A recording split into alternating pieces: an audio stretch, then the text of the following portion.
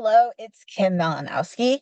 It is, let's see, the sun is blocking. It is the 13th of April, and it's 2024. Perhaps I should say that as well. Um, I want to thank everyone for their support. I will still be doing, I will still be doing these and everything, while I am homeless. I'm going to be at different people's, like my friends' houses and stuff, while construction is going on in my house.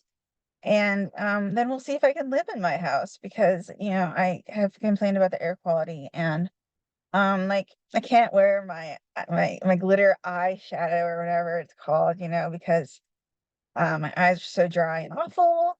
And itch, so I don't use much on my skin. It's all the chemicals. It's like the whole breathing thing. Who needs to breathe? Yeah, it's do what you have to do. And as I just told somebody on Facebook, I am like gonna look at this like it's an adventure. Because like if I'm not positive about it, it won't be good. And instead, I've helped enough truly homeless people that I'm like karma people, if it'll work out. That will. I'm gonna be using two decks. If I can get them for you. The Seasons of the Witch Beltane, which we have used before. And I am going to semi-apologize now that I'm not going to have as many decks. They are going to be at the house. I can't have them in the car. Anything that fits in the car is like, okay. Until archaeology, I have like an 11-day dig, so then I'll switch out. And I'm also using the Creativity Oracle. And I've used that before. So, okay. I will say that one of our cards we got either last time or two times ago. I think it was last time. All right, our first card is Wildcat. It is 44. Be still and tune in, for there is something afoot lurking alongside you. Okay, so that sort of speaks of if you believe in spirit guides or even like nature deities, guides, God, whoever, even your friend, there's someone that has your back. Um, And I know it says lurking alongside you, but it's not like a bad lurking, I don't think. I think it is definitely like a softness, like protection of a sort. And of course, we never know what protects us necessarily. Like, why did we not get into that car accident that we easily could have? Or why, like if you believe in guardian angels, please, spirit guides, anything that you believe in. I don't know what I believe in. I definitely feel presences, and I call when I'm not killed, right? So I've been in some situations like there was a car shooting, three cars in front of me, and it could have ended a lot worse for myself and for the people there. Um, but like I felt like my guardian grandmas is how I call them. And my guardian grandmas keep, like increasing. And then yes, that means people die, but I mean it also means like I've made enough friends, both sides, to like help, to like I have my four guardian grandmas right now. It used to be three. So maybe guardian grandmas are protecting, so like it doesn't have to be like true ancestors. I have no idea who my ancestors are. No one talks in my family because there's been atrocities and different things and lost records, and no one knows. And I'm not super searching. Like, I feel like, if I have ancestors, great. But like, I've made ancestors by taking care of people, holding their hand as they die. Like we do things in life that give us that connection. Okay. I believe it is very much a doing sort of thing. It's not always just like there. It can be, but like my guardian grandmas aren't all related to me. And yet I feel like they protect me. Pegasus 30, if the number, oh, the last one was 44. I just want to make sure. So if 30 is a number that you resonate with, break fear, dear one, spread wide and far, for you aren't containable. You are limitless. Now we had this last one, I think it was last week that I told you that, this is sort of skeleton. And like, I do feel like there is like that sort of like embracing of death and embracing of life, especially as we really truly enter the season of Beltane. All liminal space, I really do believe, is not just life. Like you'll hear like, oh, Beltane is just life, and the Samhain is just death, and that's not quite what I feel. I feel like there is a dancing during those times. One might be overshadowing the other, but like there's definitely like this space where we go between the two. And I feel like right now, as we're headed towards Beltane, maybe we need to reflect, not just on like on death, but on like rebirth and changing and like letting our wings go.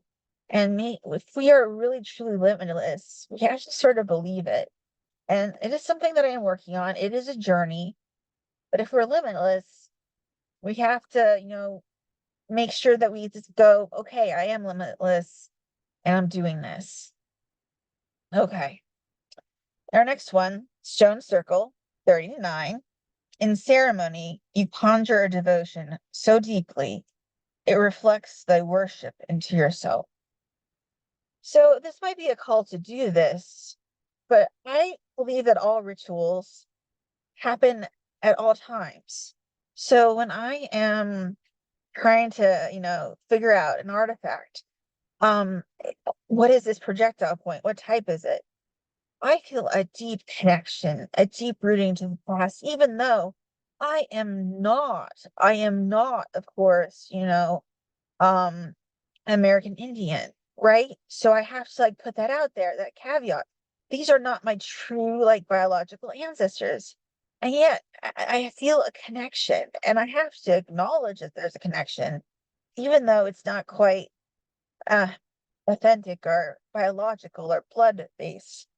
I feel like I can have an appreciation and I can analyze. Um, and I can feel that spiritualness.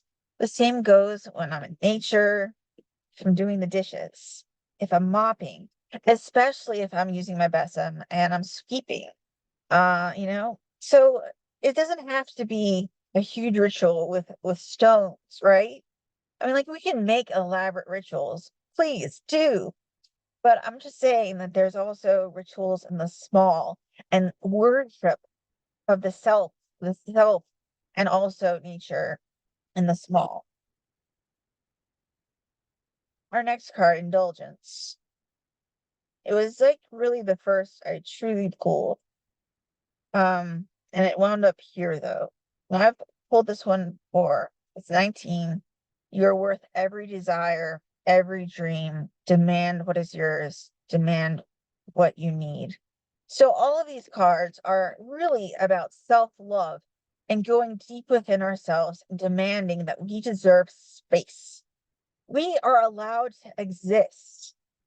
It's not my fault I have allergies. I'm still allowed to live. And I feel that way for everyone. If you feel like you are always told you are constantly taking up too much space, you're too fat, you're too blah blah blah, you're in the way. Well, be in the way. Be the change. If you hear the buzzing, that's my power. It's my charger is in for the computer. Number 42, the lovers, was the final one of the Beltane cards. Love lulls all sorrow and bewitches flesh, mind, and breath, reminding me that I am unafraid of the unfurling winds of my eternity. And like, how great is that? And I'm going to read it again once, just in case that's picking up.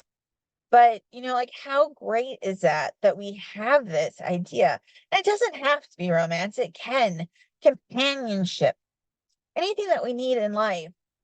It really says is unfurling before us. Once we demand it, it will happen. It's an interesting message for all of those that self-efface or don't think we're good enough or don't even know that's what we're doing. I mean, like, we don't always know that we are limiting ourselves. I limit myself all the time and I don't acknowledge it. I don't know it. And I think I'm pretty much embracing life. And I realize, no, I am not always embracing life, not always taking life by the balls and, going with it, right? I'm saying, oh no, I can't do that. That would be improper. No, well, just do it. Do it anyway. I'm going to read it again just in case. And just because. The Lovers, 42. Love lulls all sorrow and bewitches flesh, mind, and breath. Remind me that I'm unafraid of the unfurling winds of my eternity. Please, please. Okay? Feel love. Give love. Send it. I am a very, very firm believer that what we put out, we get back. Maybe not in the time that we think we should, but when we need it, it comes. Now, the next 20 cards that I take, the 3 cards I took, okay? And that was the Creativity Oracle. I want to make sure I got the name. The first one was 30 Capable. And I'm going to give you the back. You can deal successfully with whatever challenges and circumstances arise. Number 30. Any challenges. Get that bull by the balls, right? Yeah. Now, limits. 38. Knowing that limiting attitudes are often formed as protective reactions to past events. So, childhood wounds. And I can't say like my wounds are childhood. I'm still living with my parents. Most people are. Honestly, like most of my friends in this area live with their parents, or maybe they're married. Maybe they're married and live with their parents, you know? I mean, like, so we react to these things all the time, and like we're triggered, and we're still getting these messages. It's not like they go away. We are still getting them. So I'm going to read that again, okay? Know that limiting attitudes are often formed as protective reaction to past events. And maybe we need to protect ourselves. I mean, there's times and places we do. And there's nothing wrong with that. We have to honor that. But sometimes we have to go beyond it. Like I was so frightened going to the lab for the first time because I was thinking of all the things I couldn't do, and I can't do math, and I can't do, and I can't, and I can't, and I can't, and I can't. You know what, damn it. We're going on our 3rd year at the lab past COVID. Damn it, I can do it all. I limited myself because of those past events and what people still say, and people still tell me. My mother told me, you know, I think that you could probably work or do this, but I still see how you react in different situations. And so I don't know. And by trailing off and saying, well, I don't know if you can do it or not, it adds doubt. It makes it even worse. So if somebody just does that, you can ruminate, because believe me, I ruminate on it. But then go, well, damn it, let's see how it goes. Get that part-time job. Like I'm not saying that I'm not trying to do something. I mean, like I'm clearly doing a writing, sort of thing. If you call it a career, a lot of people don't. And I definitely am getting into this archaeology thing. So do I need to go to school after I get the technician? Maybe. Let's see. I plan to be a rock specialist. So let's play around. Let's like work through those limits. Ask ourselves, well, why am I doing this? If there is like a question, like a big question mark, should I be doing this? Am I scared? What are you scared of? Maybe it is valid. And you're like, yeah, I really can't do that. Like I was looking into AI, and yes, I know AI. I'm not going to use it for writing clearly, but I was looking into it for other people so that they could read, like have like things read to them and like a voice that sounded natural. And damn it, it did. I can't use it. But damn, like I know people that can, and I hope they do. Like scientific articles are hard to read. They actually help me read, because I don't know the words. So I can't do my aphasia thing, the weird thing that I do that makes me a special writer, you know? So, it makes me a better reader of science, not novels. So we all have like our things. So these people could use like AI, but like I can't. And like, yes, okay, that's a limit, but that's a limit that's legit for me because what I'm trying to say is like it's a limit that my career has put on me. Does Hemingway use a computer to make his blah blah blah? I don't want that. All right. So that is that's more of a choice than a limit. So but yes, it's a limiting belief. But that one makes sense for right now in the career field. But if I had said that, and I didn't have that career problem, then it would be a different type of limiting belief, right? And it would be like, oh, it's fear-based. Still fear-based for mine, but I mean like it's like fear-based a different way. All right, anyway.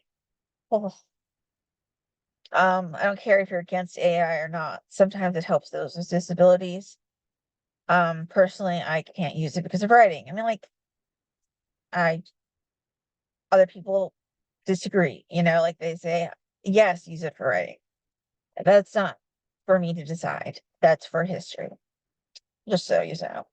Our final card, after all that spiel, is direction. Switch gears, reboot, and try a new and different direction. Number 39. So turn around. If it doesn't work, and go a slightly different direction. Go just a step to the left, or hop to the right, or put your knees in. And yeah, I'm totally trying to quote Rocky Horror Picture Show, and it's not working. But please do the time work. Please. It must have something to do with it, you know? So remember, empowerment. That's what these cards really say. Empower yourselves. Give yourself every tool that you can. And if you're scared of something, just ask, is it worth being scared about? And if the answer is yes, then yes, good. You know. And if the answer is no, maybe it's something you can work on. All right, my loves.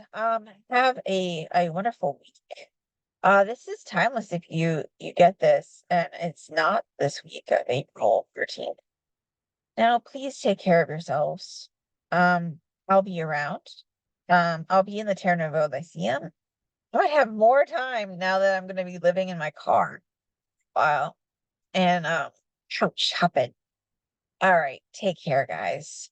Do what you have to do for yourself, even if it's scary. All right. Much love. So it is.